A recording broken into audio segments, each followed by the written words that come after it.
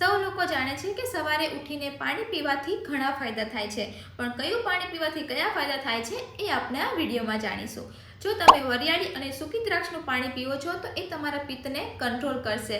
એટલે તમને જો એસિડિટી રહેતી હોય, પેટમાં જલન, પેશાબમાં જલન, તો એ બધામાં રાહત આપે છે.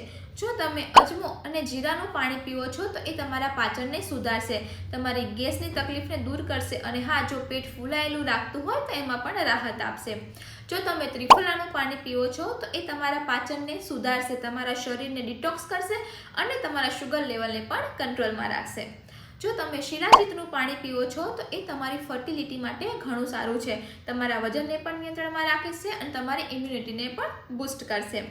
જો તમે પાણીમાં હળદર અને કાળા મરીનો પાવડર નાખીને પીવો છો તો એ તમારા પાચનને સુધારશે. એની સાથે સાથે જો તમને એલર્જી રહેતી હોય, વારંવાર શરદી રહેતી હોય તો એમાં પણ રાહત આપે છે અને હા, તમારી ઇમ્યુનિટીને પણ બૂસ્ટ કરે છે.